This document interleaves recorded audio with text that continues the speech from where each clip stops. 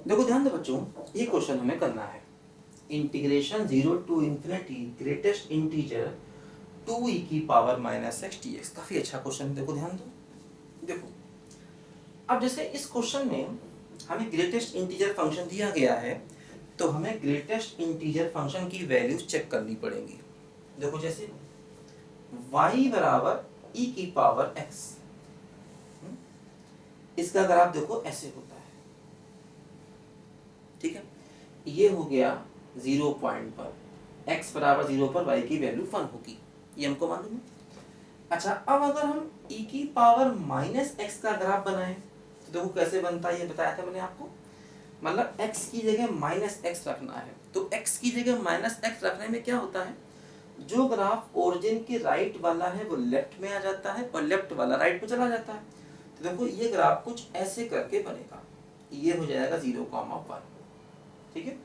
x की जगह minus x आ गया तो राइट वाला ग्राफ लेफ्ट में आ गया और लेफ्ट वाला ग्राफ राइट में आ गया, ऐसा मैंने बताया था आपको, ठीक है। देखो अब जैसे यहाँ पर क्या हो रहा है कि अगर हमें 2e की पावर माइनस एक्स चाहिए तो 2 से मल्टीप्लाई किया। जब आप 2 से मल्टीप्लाई करोगे तो ये ग्राफ देखो कुछ ऐसे करके आएगा, ये वाला पॉइंट 0,2 हो जाएगा, है ना। x बराबर 0 रखने पर y की वैल्यू कितनी हो जाएगी, 2।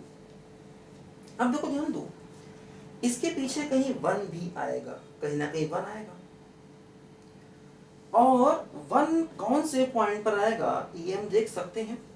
जैसे अगर हम y को 1 रखें तो क्या हो जाएगा, 2e की पावर माइनस एक्स बराबर 1। तो देखो यहां से हम कह सकते हैं e की पावर माइनस एक्स बराबर 1/2, लॉग ले लो दोनों तरफ, है ना। तो लॉग 1/2, देखो ये माइनस एक्स आगे आ गया और लॉग ई बेस ई बचेगा, वो 1 हो जाएगा। और देखो ये हो गया log 1 माइनस log 2। अब देखो यहां से ये log e बेस e 1 हो गया, तो माइनस एक्स बराबर log 1 0 हो गया, 0 माइनस log 2, तो मतलब x बराबर क्या आ गया बोलो, log 2। तो x की वैल्यू अगर हम log 2 लेंगे तो वहां पर देखो इसकी वैल्यू 1 आएगी, ध्यान दो। अगर हम x को log 2 लेंगे तब देखो ये 1 आएगा।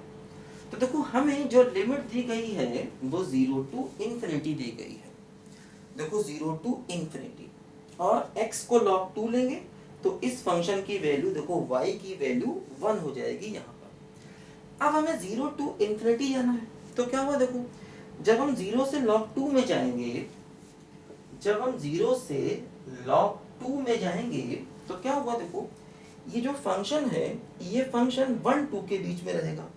देखो 0 से log 2 तक जब आप जाओगे तो 0 से log 2 जाने में देखो ये ग्राफ क्या है, ये ग्राफ 1 2 के बीच में है, तो उसका ग्रेटेस्ट इंटीजर 1 हो जाएगा, ठीक है। और उसके बाद देखो जब आप log 2 से इंफिनिटी तक रखोगे, अगले केस में जब आप log 2 से इंफिनिटी तक जाओगे तो देखो log 2 से इंफिनिटी तक जाने में क्या होगा, जो हमारा ग्राफ है वो 1 के नीचे आ जाएगा, और 1 के नीचे आने का मतलब उसका ग्रेटेस्ट इंटीजर 0 हो जाएगा, ध्यान दो, है ना। जैसे ही आप log 2 से इंफिनिटी जाओगे देखो ग्राफ फंक्शन की वैल्यू 1 के नीचे आ जाएगी, और 1 के नीचे आने का मतलब उसका ग्रेटेस्ट इंटीजर 0 हो जाएगा। तो देखो क्या हुआ, ये तो 0 हो गया और 1 का इंटीग्रेशन हो गया x, 0 से log 2 बेस e, और x की जगह रखेंगे log 2 तो आंसर आ जाएगा log 2 बेस e। यही हमारे क्वेश्चन का फाइनल आंसर आ गया, log 2 बेस e, ध्यान दो। तो अच्छा क्वेश्चन है, थोड़ा ग्राफ का आइडिया होना चाहिए, और ग्राफ मैंने पहले बताया था आपको, फिर देखो थोड़ा रिवाइज करा दिया। ये थोड़ा सा वैल्यूज निकालना आना चाहिए, क्योंकि देखो इस पॉइंट पर 2 है ना, और हमें 0 टू इंफिनिटी जाना था, तो जब हम इस 2 के नीचे आएंगे तो कहीं ना कहीं वैल्यू 1 भी होगी।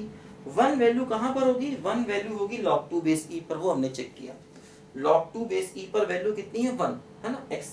तो वही हमने यहाँ पर देखा कि आखिर इस फंक्शन की वैल्यू 1 कब है, ध्यान दो। इसको लिखो जरा बच्चों ध्यान से।